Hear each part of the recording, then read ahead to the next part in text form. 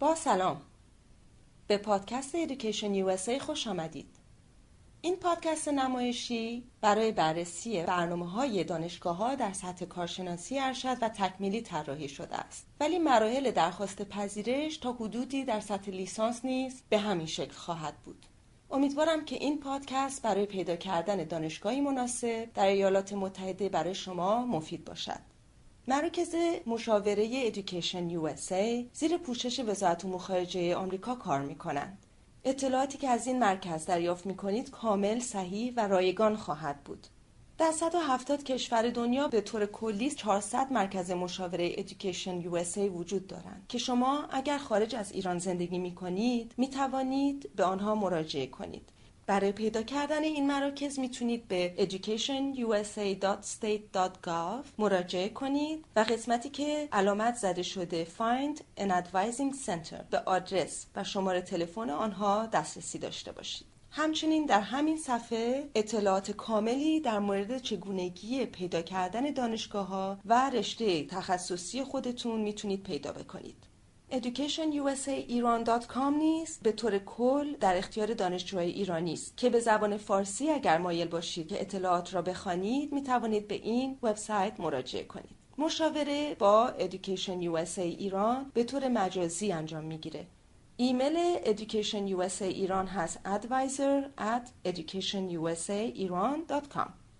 وقتی که به این وبسایت مراجعه می‌کنید به پادکست ها و خبرنامه هایی که در صفحه بایگانی شده نیز توجه داشته باشید. در ضمن هر هفته Education USA موقعیت های بورسی و فلوشیپ ها رو در صفحه فیسبوک خود و توییتر اعلام می‌کنند. آدرس فیسبوک ما هست facebook.com/edusa.iran و توییتر هست /edusa.iran. در مورد دانشگاه آمریکا در سطح تکمیلی باید بگم که برنامه‌های تحصیلی در ایالات متحده زیر پوشش و نظارت یک وزارت دولتی نیستند و دانشگاه در طراحی برنامه‌های آموزشی خود از آزادی و انعطاف پذیری منحصر به فردی برخوردارند. یعنی شما اگر که در یک رشته مهندسی خاصی علاقه‌مند هستید می توانید در این رشته به کمک استاد راهنما در خصوص اون رشته خاصی که علاقه‌مند هستید به طور مستقل تحقیقات کنید. دانشگاه ایالات متحده برای برنامه‌های تحصیلی تخصصی از لحاظ امکانات، استادهای دانشگاه و منابع موجود برای دانشجو اعتبار قوی دارند، ولی رتبه‌بندی این دانشگاه‌ها از طریق خود دانشجو و تجربیات آنها انجام می‌شود. پس اگر که شما به تاپ 10 یا تاپ 20 بخواید توجه بکنید، این بر مبنای رتبه‌بندی خود دانشجوها انجام شده است.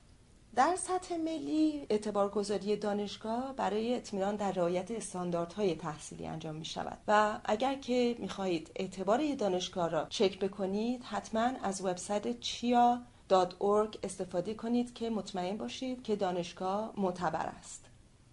انتقال از یک دانشگاه به دانشگاه دیگه در سطح لیسانس متداول است، ولی در سطح تکمیلی، فوق لیسانس و در سطح دکترا این کار انجام پذیر نیست.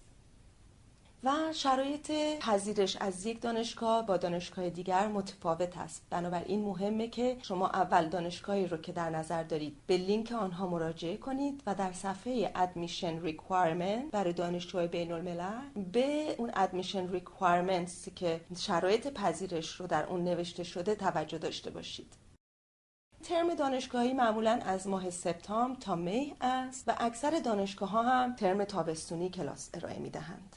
تمام دانشگاه‌های ایالات متحده از شما نمره تافل یا آیلتس خواهند خواست. نمره سنجش انگلیسی برای دریافت پذیرش و مخصوصاً دریافت کمک‌های مالی بسیار مهم است. آزمون زبان انگلیسی و سایر آزمون‌ها در ایران GRE وجود دارند ولی GMAT وجود نداره. بسیاری از دانشگاه‌های ایالات متحده استثناء قائل میشن و نمره GRE را به جای GMAT از شما ممکنه که قبول بکنند، ولی برای اطمینان خاطر با خود دفتر پذیرش دانشگاه تماس مستقیم برقرار کنید و شرایط نبودن تست GMAT را برای اونا توضیح بدهید.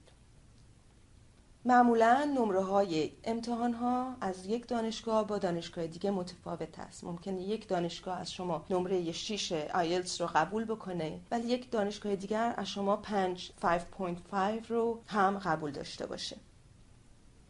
مهمترین قسمت تحقیقات برای انتخاب یک دانشگاه مناسب ارزیابی خود شماست. یعنی شما باید تصمیم بگیرید که چه عواملی برای شما از همه مهمتره و بعد از ارزیابی هدفهای دانشجویی خود میتوانید بر اساس معیارهای خود دانشگاه را انتخاب بکنید.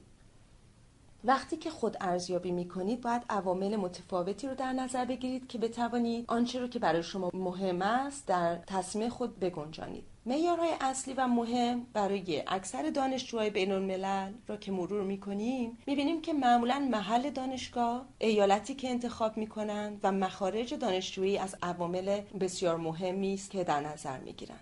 بنابراین عوامل مهم در تصمیم برای چند دانشگاه را که مشخص کردید از آن عوامل استفاده کنید و برای انتخاب دانشگاه‌ها شروع به بررسی کنید. بین 3 تا 5 دانشگاه رو سعی کنید که انتخاب بکنید و فرم درخواست پذیرش و فرم درخواست کمک‌های مالی در وبسایت خود دانشگاه وجود دارند که پر کنید و سعی کنید با توجه به تاریخ و مهلت‌های درخواست پذیرش که در خود وبسایت دانشگاه به عنوان ادمیشن ددلاین درج شده توجه داشته باشید. تمام فرم‌های درخواست پذیرش یک شهریه رو هم از دانشجو میخوان که پرداخت باید بشه. اگر که کارت کردیت نمیتوانید تهیه کنید که این فرم ها مخارج این فرم ها و شهریه‌ها که معمولاً بین 50 تا 100 دلار هر کدوم هست نتونستید، میتوانید با خود دفتر پذیرش دانشگاه تماس بگیرید و دلیل این که به خاطر تحریم های اقتصادی و نبودن کارت های کردیت در ایران نمیتوانید این شهریه رو پرداخت بکنید، دانشگاه ها معمولاً استثناء قائل میشن. و اگر فرم اپلیکیشن فی ویور رو در وبسایت میبینید اون رو هم پر بکنید که همراه با فرم درخواست پذیرش بفرستید. عوامل دیگری که برای شما ممکنه در انتخاب دانشگاه مهم باشن، مکان دانشگاه، محل که ممکنه یک شهرستان یا شهر کوچیکی باشه یا یک روستا حتی. بنابراین خیلی مهمه که شما یه خورده در مورد محل دانشگاه و محیطی که در آن زندگی خواهید کرد تحقیق کنید. مسکن، از اول شما باید از خود دانشگاه درخواست کنید که اسمتون رو توی لیست درخواست مسکن آن کمپس یا در خارج از محیط دانشگاه رزرو بکنن که شما وقتی که به ایالات متحده رسیدین دنبال جا نگردین. خود دانشگاه ها به دانشجوهای بین الملل کمک میکنن. مخارج دانشگاه‌ها و شهریه اونها بستگی به خود دانشگاه و برنامه تحصیلی شما خواهد داشت. بنابراین شهریه و مخارج وسایلی که برای تحصیلات نیاز دارید از قبیل مخارج آزمایشگاه، وسایل لازم برای کارهای تحقیقاتی، کتابخانه، سعی کنید که تمام این مخارج رو که لیست آن در وبسایت خود دانشگاه‌ها هست بررسی کنید. با این حال که شما در زمان درخواست پذیرش از خود دانشگاه درخواست بورس و کمک‌های مالی را خواهید کرد، مهمه که این مخارج رو در نظر بگیرید. بعد از اینکه درخواست پذیرش کردید از چند دانشگاه، با دریافت فرم I-20 به شما خبر میدن که تا چه اندازه از مخارج زندگی و مخارج تحصیلات شما رو به عهده خواهند گرفت. اون زمان میتونید تصمیم بگیرید که کدوم دانشگاه رو انتخاب بکنید. برای پیدا کردن دانشگاه‌ها از لینک هایی روی این صفحه است میتونین استفاده کنید. برای دانشگاه هایی که رشته های مهندسی ارائه میدن abet.org لینک بسیار مفیدی است. hotcoursesusa.com نیز از لینک های بسیار خوبه. naab.org نیز از وبسایت هایی است که میتوانید رشته های معماری دانشگاه ها رو لیستش رو پیدا بکنید و همینطور پیترسونز، گراد سکولز، آرت سکولز بستگی به رشته‌تون داره. ولی معمولاً با پیترسون و hotcoursesusa.com و gradschools.com میتونید تمام رشته ها رو پیدا کنید. منبع اصلی درخواست برای کمک‌های مالی خود دانشگاه ها هستند. بنابراین حتما همزمان با درخواست پذیرش فرم درخواست بورس و کمک‌های مالی خود دانشگاه را آنلاین پر کنید که شما رو در نظر بگیرن. وقتی که درخواست کمک‌های مالی می‌کنید، سعی کنید 1 ماه قبل از ادمیشن ددلاین فرم‌ها رو بفرستین برای دانشگاه، چون اینا به ترتیبی که دریافت می‌کنن به دانشجوی بین‌الملل کمک می‌کنن. وقتی که زودتر دریافت بکنن، اونو زودتر بررسی می‌کنن و تصمیم می‌گیرن. کمک‌های مالی بر مبنای شایستگی دانشجوست. نمره‌های معدل و نمره‌های آزمون‌هایی رو که از شما خواستن رو در نظر می‌گیرن و اگر مهارت‌های خاصی دارید، اگر که ورزشکار هستید، موسیقی می‌دونین یا خدمات داوطلبانه اجتماعی خیلی مهمه، در نامه شرح احوال خودتون بنویسید که تاثیر دارد. نوع کمک‌های مالی به دو شکله، یا به صورت اسیستنشیپ یا به صورت فلوشیپ. فلوشیپس معمولاً از طرف یک انجمنی که پژوهشی باشه انجام میگیره، کمک هزینه مخارج دانشجویی. اسیستنشیپ به صورت حقوق در ازای کارهای تحقیقاتی که انجام میدین به شما تعلق پیدا میکنه. میتونه این کار به عنوان کمک استاد یا به طور کارهایی که در خود دانشگاه وجود داره هم پرداخت بشه.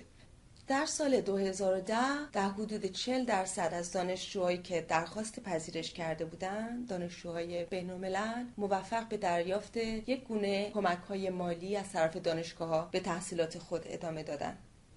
قسمت بعد که میخواهید در نظر بگیرید خود پذیرش و شرایط اون خواهد بود. درصد قبولی دانشجوهای بین‌الملل در وبسایت دانشگاه و معدلی که لازم هست رو نیز بررسی کنید. بعضی دانشگاه‌ها پذیرش شرطی ارائه میدن که در شرایط خاص با داشتن نمره کمتر از نمره معین شده تافل یا آیلتس ممکنه که دانشجو رو قبول کنن، ولی این شرایط از قبل اعلام نمیشه. یعنی دانشگاه‌ها، ما لیستی نداریم از دانشگاه‌ها که پذیرش شرطی ارائه میدن. در این شرایط ممکنه دانشجو مجبور به برداشتن کلاس‌های فشرده برای بهبود سطح انگلیسی بشن. شرایط لازم دیگری هم که اگر باشه در نامه پذیرش ذکر خواهد شد، ولی این به شکلی نیستش که به دانشجو اعلام بکنن که ما پذیرش شرطی داریم. تمام دانشگاه‌ها ممکنه که یک استثنایی قائل بشن وقتی که متقاعد شده باشند که دانشجویی که پروندهش رو دارن نگاه میکنن، اپلیکیشنش رو دارن مرور میکنن، دانشجویی که واقعا اینا میخوان که تو دانشگاهشون باشه. بنابراین شما در تهیه کل مدارکتون سعی خودتون رو بکنید و در بعضی رشته‌ها ممکنه که رزومه، سی وی که لیست تجربیات شما اگر که تجربیات کاری دارید را نیز همراه پرونده خود بفرستید، میتونه تأثیر خوب داشته باشه. حالا من وبینار رو باز میکنم برای پاسخگویی به پرسش‌های شما.